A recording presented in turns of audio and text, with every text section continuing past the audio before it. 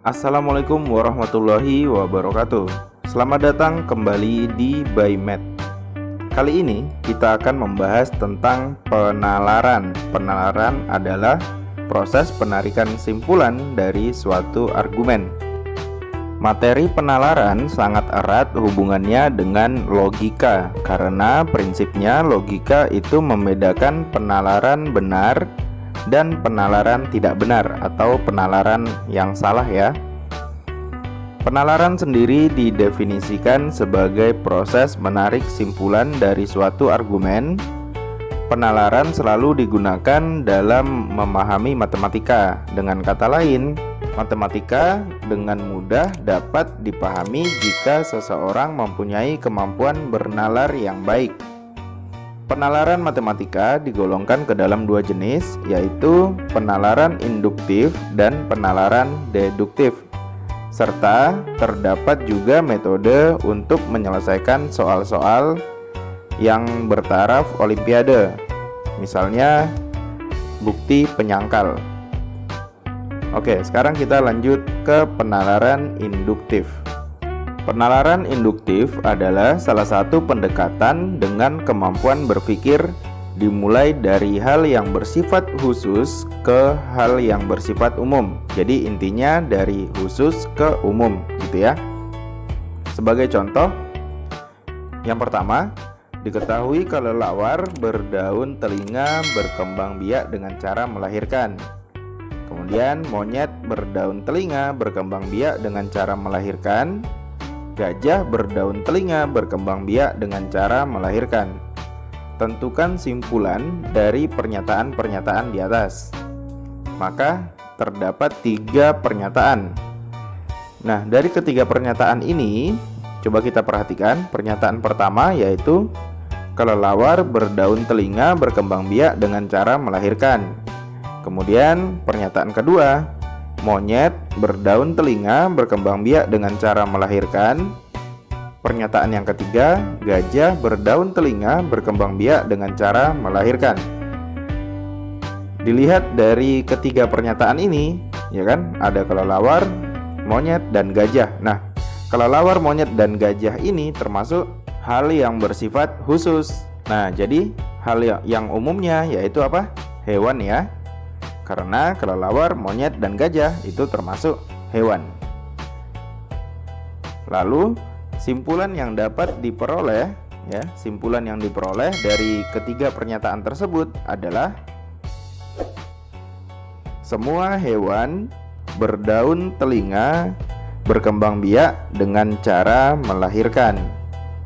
Gimana? Mudah ya? Jadi intinya untuk penalaran induktif ya, sekali lagi itu dari khusus ke umum.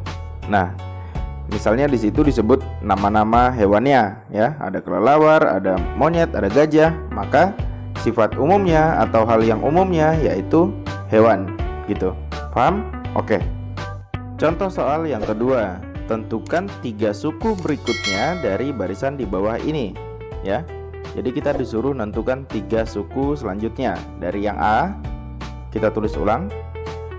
Ada 2, kemudian 6, 10, 14, 18. Kita lihat di sini perbedaannya gimana, Bro? Jadi dari 2 ke 6 itu kan ditambah berapa? 4 ya. Kemudian dari 6 ke 10 tambah 4. Dari 10 ke 14 tambah 4 juga, 14 ke 18 juga ditambah 4. Maka untuk suku selanjutnya berarti kan ditambah 4 terus. 18 ditambah 4 jadinya di sini adalah 22. Kemudian 22 ditambah 4 sama dengan 26. 26 tambah 4 sama dengan berapa? 30. Maka jawabannya adalah 22, 26, dan 30 gitu ya.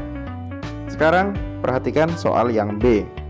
Soal yang B itu kan barisan huruf ya, atau abjad. Maka cara pertama kita untuk lebih memudahkan, kita buat dulu nih abjadnya dari A sampai Z. Nah, kemudian perhatikan di sini ada GHI. Kita coret di sini GHI, kita tandai. Kemudian MN. setelah GHI MN. Kemudian ada JKL ya, setelah MN JKL. Nah, posisi JKL itu di sini ya, Bro. Nah, GHI MN JKL. Setelah JKL ada apa lagi itu? MN lagi ya. Kemudian kita tandai di sini MN lagi. Nah, setelah itu kira-kira huruf apa nih? Nah, jadi GHI JKL, kemudian selanjutnya ada MNO ya.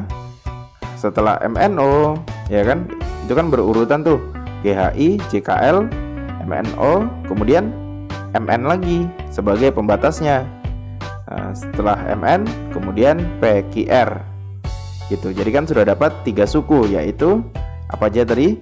MNO, MN, kemudian PQR. Jika untuk ditanya suku selanjutnya, tinggal tambah MN lagi, kemudian baru STU. Sekarang perhatikan soal yang C ya. Soal yang C ini juga sama, Bro. Dia menggunakan barisan huruf atau abjad. Jadi kita buat dulu abjadnya ya.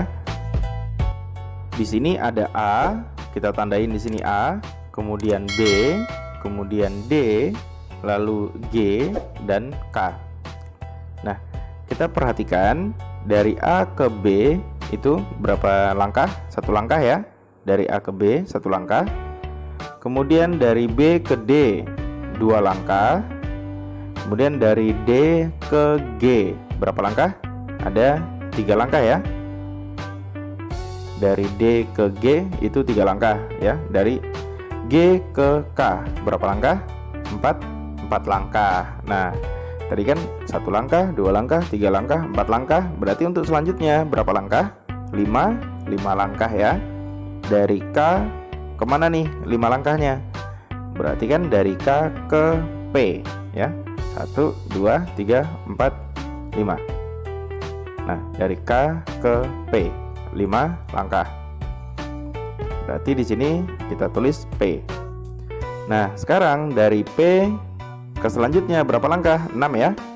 Kita hitung. Nah, berarti di huruf V. Dari P ke V atau V ya. Nah, kemudian dari V lagi ke selanjutnya lagi harusnya kan 7 langkah, tapi di sini cuma sampai Z, Bro. Jadi kita tambahin huruf lagi nih, balik lagi ke abjad awal ya. A, B, C. 7 langkah. Berarti dari V ke C. Untuk yang suku selanjutnya 7 langkah. Nah, jadi kita tulis di sini huruf C. Maka jawabannya adalah P, V, C gitu ya. Gimana? Mudah kan?